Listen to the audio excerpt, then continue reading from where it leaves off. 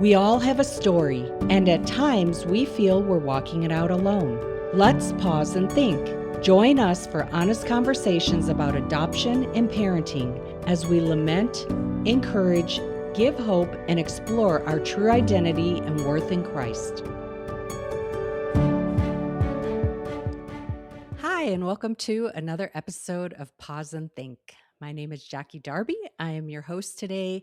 Unfortunately, Aisha cannot be here with us, but I am here with this very special guest that we have. I know I say that every time that we have a special guest, but really, she's a special guest, especially for me because I met Cambria back when she was in grade school in fifth grade at the Christian school that our kids studied at as well. And I know that Cambria's story is going to touch your life and just bring hope and encouragement. So, welcome, Cambria. Hi, thank you for having me. Uh, so, Cambria, tell our viewers where you're at right now. I am currently in Riverside, California. So I moved up here when I was, to the States, back to the States when I was 12. So currently in the States right now. Okay, so we're not going to tell all the details about Cambria's story, but I know Cambria's married now.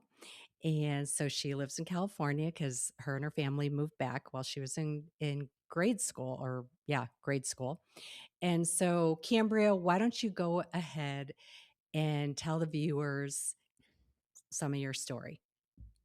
Yeah, so I was born in Guatemala and then was grew up in Guatemala, but when I was 3, my parents came down as missionaries, and they ended up starting the adoption process to adopt me. It did take a very long time, 6 years. So during when I was from 3 to 9 years old, I was actually their foster kid, and I was actually able to live with them that whole time. So to me, when I was 3, I just felt like, I was part of their family, but we were just doing a lot of paperwork to finalize that. So, yeah, finally got finalized when I was 9, and then I was adopted into their family, and then we stayed in Guatemala for a few more years. And then when I was 12, we moved back to the States. And then at 14, we actually went through the readoption in the States, and that gave me citizenship and then also changed my name legally from Claudia, which was my birth name, to Cambria. So yeah, it's a quick quick snippet of that. Yeah, so I love your story because your parents were also missionaries. We were all hmm fellow missionaries. And that's why we're all at CAG because our school was a school to serve the missionary family community. And that's where we met. And your dad was actually a teacher at the school. He was Both our my mom kids and teacher. Yeah. So that was awesome. And we're just so thankful for all the amazing teachers who served and were able to give our kids a good education as we served on the field. So it's interesting because you came to your parents' house when you were just 3 years old. And so initially, like you said, they fostered you, correct? So yes. when you came into their home at 3, were they able to talk to you that about that they were your foster family, or did you know from very little on that that was the intention to adopt you? I think from early on, I knew that was the intention to adopt me. Um, I never, I think I was conscious enough to know, like at 3, because I was in an orphanage at 3, that like I went from being around a dorm of 50 girls and having schedules and eating with a bunch of people to then like now I'm in a home with a family. So I definitely conscious enough to know like, oh, this is a change and this is now like a family for me. And they were always verbal from the beginning, like, "You're mine." Like, I never felt like a foster, like, "Oh, this could be temporary." It was like, "No, you are ours, and it's gonna be forever." Wow, that's Yeah. incredible because not every foster family can actually tell their child from Yeah. little on because you never know which country you're in and just the government legalities if you're going to be able to actually be able to adopt the child. Yeah. So tell us about your family. Were you brought into the family with other siblings? I know the story, but please tell the listeners your story. Were there So I siblings? have yes, I have 3, adopted brother siblings, so I was the only girl coming into the family, and honestly, I wouldn't have it any other way. I loved growing up with my 3 brothers. I had two brothers that were 8 and 10 years older than me, and then the one that I'm closest to, he and I are pretty much, like, 6 weeks apart in age, so it was just the 2 of us. He was my best friend growing up from 3 years old to, we're still very close, but yeah, so the 3 brothers and then obviously my 2 parents. Yeah. And so your parents had 3 biological kids of their own. Yes, yes. Okay. And so tell the listeners, how did you feel? Because, unlike my story, I was adopted out of the country and immediately went to the United States, which was not my country of origin. But you went into a home of missionaries who were from the United States, but you're Guatemalan within the Guatemalan culture. So, how did you feel about that? Um, if being Guatemalan, being raised by the missionary family, it was hard because I was definitely it felt for me like I wasn't necessarily, like, white enough to fit into that culture, but I definitely wasn't, like, Guatemalan enough to feel Guatemalan, especially because I didn't speak Spanish as a little kid. I had have definitely learned it through the years, but I was not fluent in Spanish or anything like that, so in school or around just Guatemala, it didn't really necessarily feel like I fit in one way or the other. I was kinda just in the middle where I was like, I can, speak English. I don't have an accent. So I sound more American than I do Guatemalan, but then I struggled with not being able to speak Spanish that well. So it kind of I found myself like kind of in the middle a little bit. And I'm sure as a child it was a little confusing to you, because you were being raised by an American family within your culture of origin, Yeah. the Guatemalan community. But I know that in CAG, the school at CAG, there was a lot of other families who had a heart, just like your parents, for foster care slash adoption, and understood just the need, the great need in this country, because there are so many orphanages in Guatemala, and a lot are run by American missionaries here. So, as missionaries, we're very aware of that need for vulnerable kids within the orphanage system here. But you told me prior to our conversation today about all the different families at the school that also were kind of in the same situation as you, that they were American missionaries, but also were in the process of adoption. So how did that affect you? How did that make you feel, knowing that there were other families that were walking through the same as you? For m if it helped me a lot because it felt very normal to be adopted. It wasn't, something that was taboo. It was very, like, everybody around us had an adopted sibling, so it wasn't something out of the ordinary. It made me feel not weird in any sense, just felt like another family that had an adopted kid. It made me feel, yeah, like a lot more normal. That's Yeah. awesome. And I love that you explained it. It wasn't taboo, because oftentimes in Latin America, we find that adoption is being hidden, or it's Mhm. secretive, that there's some sort of shame in the word adoption. And often, sadly, it's been hidden from the child that they are adopted for whatever reason. It was hidden from them. And some kids don't find out until their 20s and 30s that they're even adopted. So I love the fact that you explained it, that it wasn't taboo, there was no shame. And the fact that you were in school with other families that were just like your family in the Yeah. process of adoption, that it was very normal for you. And I think, as you were saying, that that really helped you in the whole process of adoption, Yeah. and accepting adoption like it was just normal, like you said. Mhm. It was normal, and you weren't the only family who was going through that situation.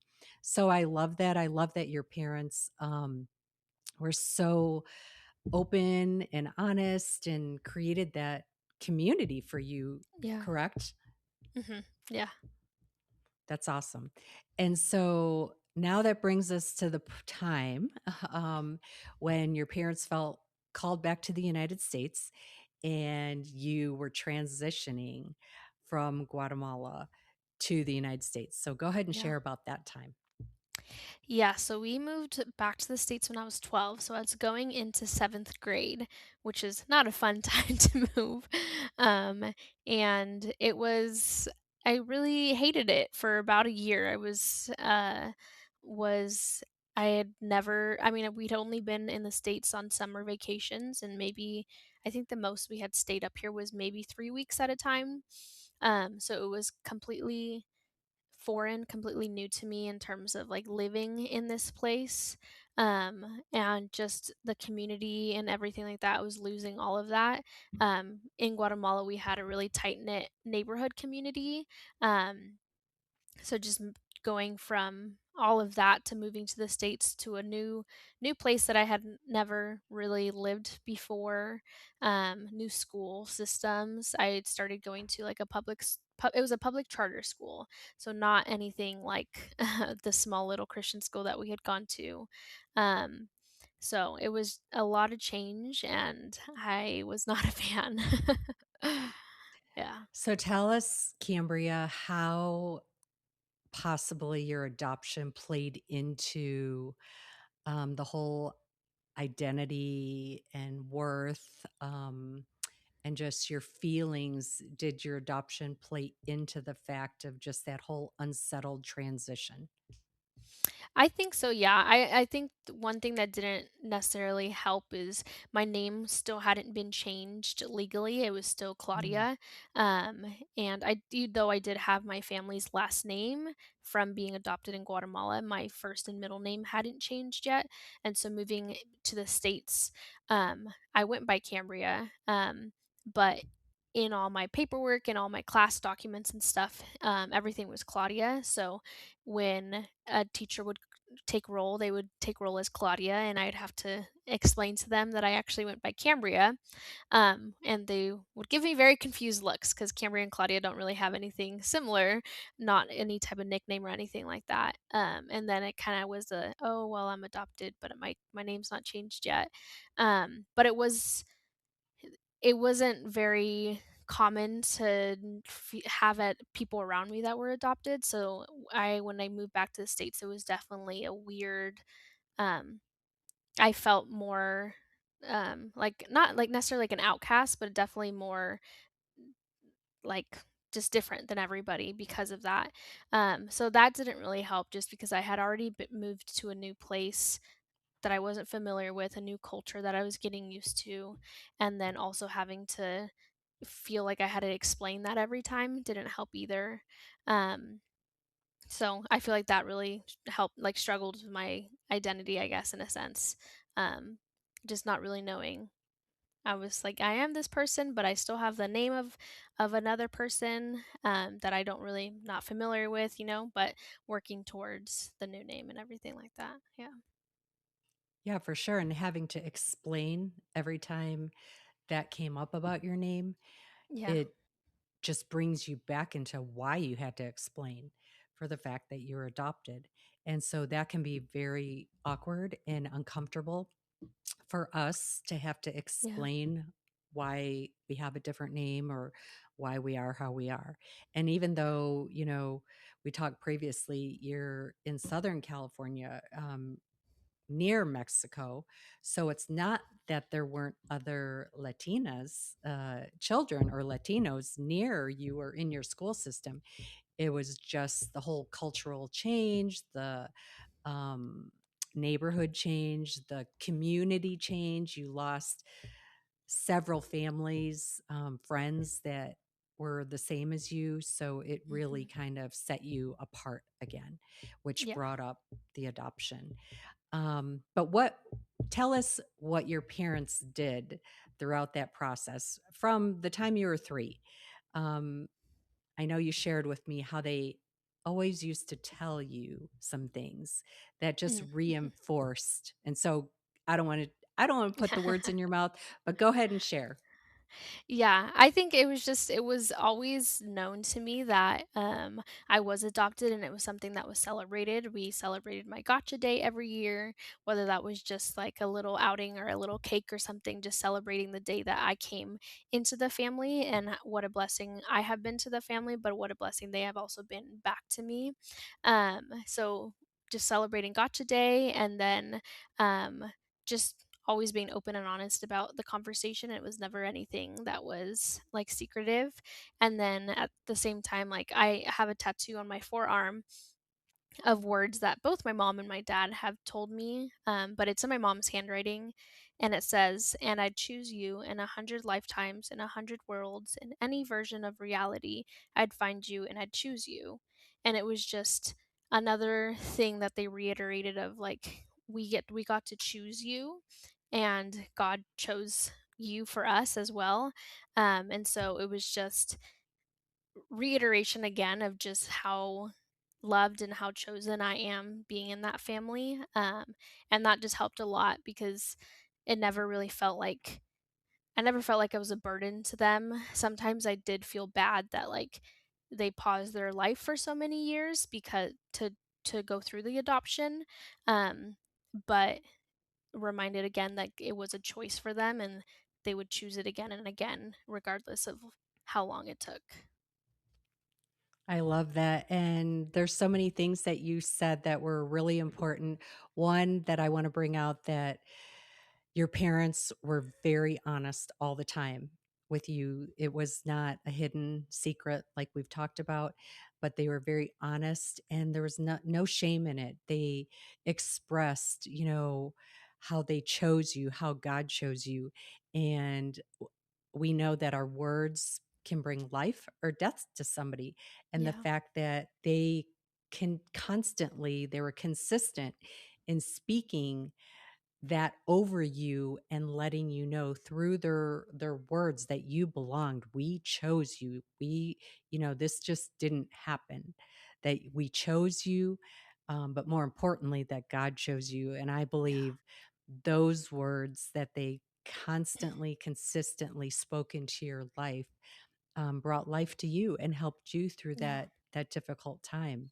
So that's really encouraging. That's I hope parents who are listening can hear how important that is as parents, to just constantly be speaking those words over your child's life and to your child Yeah. and letting them know how chosen they are. That's beautiful. So I know that you received, according to your Facebook, um, one of the most special Christmas presents Oh, yes. last December. So tell our viewers about this wonderful Christmas present.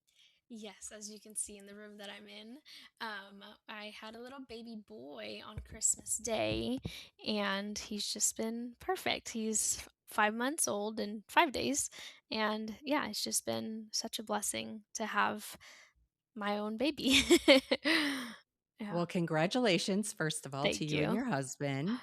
That's so exciting. It makes me feel old because, you were just in fifth grade when we really started our little relationship.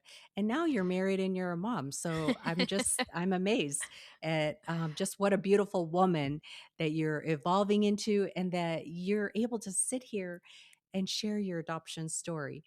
And not just share your story, but now you have a baby, and we talked about how just the emotions that are involved Yeah, in becoming a first time mom, and just how God gave us the opportunity to birth our own child. And we talked about how it kind of stirred up some emotions in yeah, both of us. when we carried our babies, when we birthed our babies. So go ahead and share with our viewers about some of the emotions that you started dealing with. Yeah. Um, it definitely made me think about my birth mom a lot more. Just thinking about all the milestones that she also went through with me and like through pregnancy. When I first started feeling my Coulter kick in my stomach and when he started moving more and just little things like that where I thought about my birth mom a lot more in terms of like, oh, like she felt me and like I was that baby for her, and then going through birth and experiencing that and um just remembering her and just thinking about, her going through all these things with me. And then just it brought up a lot of like curiosity, a lot more questions of like, oh, I really wonder what happened to then get to the point where she no longer had me anymore. Whether, just it could be so many what if, or like, wonder if this was it, if that was it, so many scenarios. Um, but yeah, it definitely made me think about her a lot more, which in the past it wasn't. I never really thought about them or her too much. But yeah, definitely going through carrying Coulter and birthing him and having him, and just knowing that I was that for somebody else, and then for whatever reason and situation, she no longer got to care for me anymore. It yeah, definitely brought up a lot of emotions of sadness for her, and then also just kind of more curiosity questions of kind of wonder what happened. Um, yeah, So, what you're saying is that you still don't know the details of your story right. and why you were actually given up Hmm. or put into the orphanage system, Yeah, which for us, there's a lot of question marks, and we will probably maybe never know the answers to some of those questions. yeah. And, but knowing you and knowing where your life's at and just the peace that you have despite the fact that you don't have the answers to those questions, what brings that peace into your life? I think just having the adopted family that I have, like, and knowing like having the relationships that I have with my brothers and with my parents, um, it almost makes me not wanna have anything else because that is just, like, I just love that, what I have so much that sometimes when I think about the possibility of, like, going down the route of maybe figuring things out, it just I honestly just don't really have much desire to go to figure that out because the where I'm at right now is I'm so content with the family that I have, the family that I've built, and the baby that I have. I don't think that I'd want it any other way, and I know I'm just so thankful that God has been so big in my life and has been such a has just put all these blessings there that there's not a want for anything different, I guess. Yeah. So would you say that your faith has played a big part in just coming to grips with your adoption story and being content? Yeah, 100%. I would, yes. And Yeah. so, Cambria, what words of encouragement would you give a fellow adoptee who might not be where you're at today, who still might be struggling with the whys or just some questions or emotions that they're going through? What words of encouragement could you give a person like that if they might be listening to us today? Yeah. Yeah. I would just say, all your thoughts, all your emotions, all the questions that you have are completely normal to feel, and feeling them or having those questions isn't you being ungrateful or in any way towards your, adopted family. It's important for you to have conversations even with your adopted family or finding friends or a community around you that can just be there for you. I'm in a like even Facebook groups are really great. I'm in a Facebook group that's adoptees with Guatemalan roots, and people they do meetups, they do just converse about feelings that they may be having, and I feel like it is helpful to hear other people have similar feelings to you because it makes you feel less alone in what you're feeling and the questions that you have. Um, so definitely finding support around you that encourages you to ask questions and have those things, but also let you know that it's okay to feel those and to have those, and it's important to work through those emotions and those feelings. That's so Yeah, good, because community is yeah, so important. And that's why we're having this time to pause and think and to have this conversation. Because in case you're not part of a community, somebody's listening and they're not part of a community, they can listen to us and hear the encouragement to get involved in a community because it's yeah, so important for us to be able to process. And sometimes we need to process with those we can identify with. We yes, might feel a little more open and free to be able to talk about our feelings or just what we've walked through without feeling like we're hurting somebody's feelings or just having the freedom to be able to do that. And yeah. so I have one more question for you Okay. as we wrap things up. Um, I know we talked a lot about your family and just uh, what an important part of your life they have been because they chose you and how, they've always been so affirming and honest. But, you know, there are parents who are struggling with their child because of wherever that child is in their process. If they're a lot younger, or maybe even in the junior high years when you really struggled during seventh grade, what would be something that just comes to the top of your mind, something that you could encourage parents in if they're listening to us today and just walking through a hard season like when you were in seventh grade? What would you say to them now that you're a parent and you're an adult, and you're on the other side, the healing side of your Yeah. adoption process? So what would you say to them?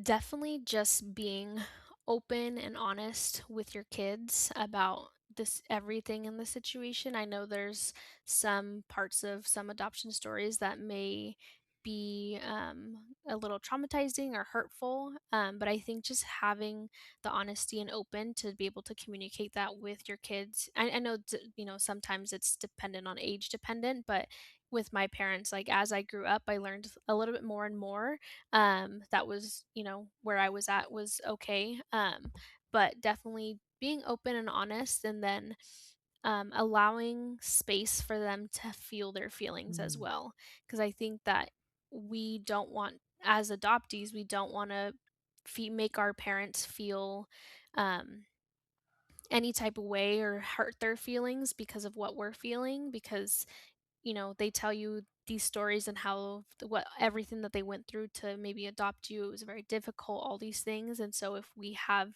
feelings you know, of all of this stuff, we could feel like we're hurting their feelings, and we don't want to do that. So I think as a parent, just allowing your kids to have space to feel those, and allowing not letting them hurt your feelings, but just kind of having that open and honest conversation, I think really goes a long way. that's really great to hear because our podcast is Pause and Think, where we have real and honest conversations.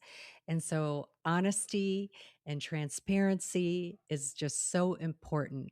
And we are Yeah. very passionate, Aisha and I, about sharing and encouraging parents and adoptees just to be honest, to find that community and create that space, just like you said. Well, Cambria, I am so blessed that you were so willing to be on this Yeah. podcast today and just be able to share with others that, it is so possible with the Lord in our lives to grow into beautiful women who are not ashamed to talk about our stories and to show God's goodness, but to also share, about the real feelings, the struggles that we've gone through, and use that as an encouragement to others. So Yeah. thank you so much. And I just want to thank all the viewers who are listening, taking time to pause and think today to listen to this story. And I just pray that you were encouraged and you find hope in listening to Cambria's story. Thank you. Thanks for joining us for this episode of Pause and Think. For more resources and information, go to whosami.org.